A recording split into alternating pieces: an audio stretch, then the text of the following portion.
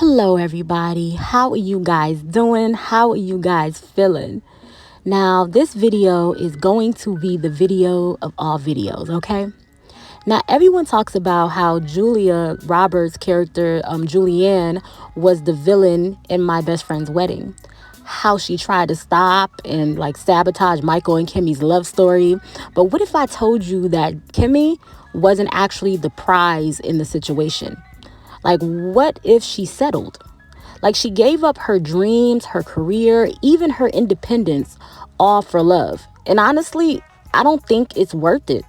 Let's talk about it. So let's start with how people view this movie, right? So Julianne is the bad guy, right? She's the best friend who realizes way too late that she's in love with Michael. Instead of being a mature adult about it, she spends the entire movie scheming, manipulating, and trying to steal him away from Kimmy. Now Michael, meanwhile, is the great catch, right? The dream guy that both women want. And Kimmy, she's the sweet, perfect fiance who ultimately wins because love conquers all, right? But let's pause for a second. Did Kimmy win? Or did she just sacrifice everything for a man who gave up nothing in return? Here's what people don't talk about, right? I'm gonna talk about it. Kimmy came from money. Her family was wealthy, well-connected, and she had opportunities. She was also young, still in college, and building a future for herself. You understand, I've never felt this way about anybody.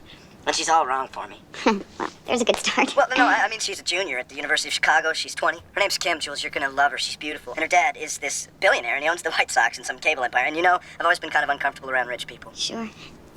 But they're not like that. They're such wonderful people, really. Salt of the earth. Then Michael comes along, and suddenly she has to drop out of school, abandon her career ambitions, and follow him around the world for his job as a sports journalist. A job that, let's keep it real, let's be honest, it isn't even stable, and it involves bad food, consistent travel, and no real long-term security. Bad games, bad pay, bad towns, bad flights, bad hotels, real bad food.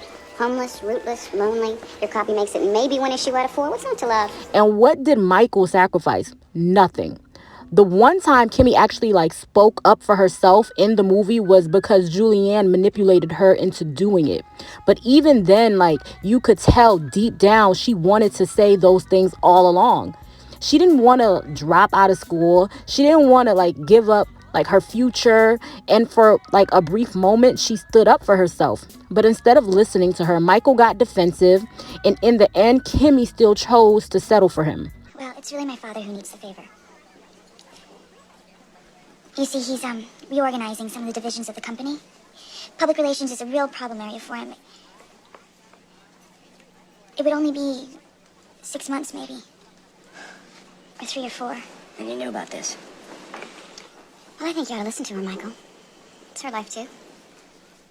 Well, you gonna tell me that Walter thought this one up? Why don't you start by being honest 1 second, Kim? I am being honest. But all of a sudden, I'm supposed to drop out of school?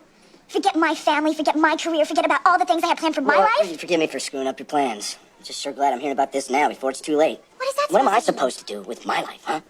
I work in a low-paying, zero-respect job, which unfortunately I happen to love. Michael, it sounds like a great opportunity. Does it really? How come you never took some sellout establishment job, huh? I'll tell you why, because that isn't you. And guess what, Kim? That's not me either. Dave, that's the way you feel. You're damn straight that's how I feel. Just come out and say it. My job's not good enough. I'm not good enough. Michael, I never said that! Yes, you did.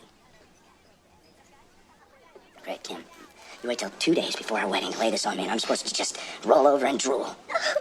Fine. I'm the asshole. I'm an insensitive, sexist asshole. No, You're better off without me. Michael, no! You're so right! I was so wrong! We settled this, and I reneged. That just wasn't fair! You have to forgive me and forget this ever happened, okay? Or I'll just die! Please! I'm sorry. I'm sorry. Now let's talk about Michael for a second.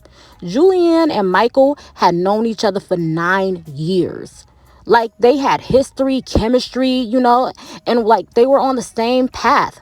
They were the same age, had similar ambitions, actually understood each other. Kimmy, on the other hand, she was much younger. Kimmy's a virgin. Like from just completely different worlds and had like a different version of her future. But instead of Michael adjusting his life to fit hers, she had to adjust her life to fit his. That's not a love story. It's compromise. And that makes me wonder, did Michael truly choose Kimmy because like he loved her more, or like was she just the easier choice? Like was she just the easier option? Like this is something we all we have to think about, right? I love him. And whatever delusions I drove Michael to, there's truth at the heart of it. You see, I want him to work for my father. I want to stay in school, and I want a life of my own. Please, tell him that it's my fault and that I love him. You're the only person that I trust. We all can see, like when we see this all the time in romance and like romantic movies and even in life. Why is it always the woman who has to sacrifice for love?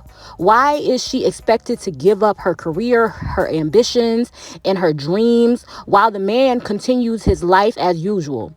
And here's the biggest question of them all, right? If Michael really loved Kimmy, why couldn't he make the sacrifice instead? Why couldn't he move closer to her school? Why couldn't he adjust his career to fit her future? Why would he trade all that for running, say, a piece of the PR at a powerful, complex conglomerate like your father's? That's just the sort of thing my father and I discussed. I'm not surprised. So, do you think he'd really accept? Michael, a job like that? The answer is simple, because society expects women to be the one to bend, not men. So, did Kimmy really win in my best friend's wedding? Or did she just settle because she was in love? And if she did settle, was it worth it? Like, let me know in the comments. Do you think Kimmy truly found her happiness, or do you think she gave up too much? I love to hear your thoughts. And if you enjoy the breakdown, don't forget to subscribe, and hit that notification button and the notification bell for more deep dives into your favorite movies. Thanks so much for watching.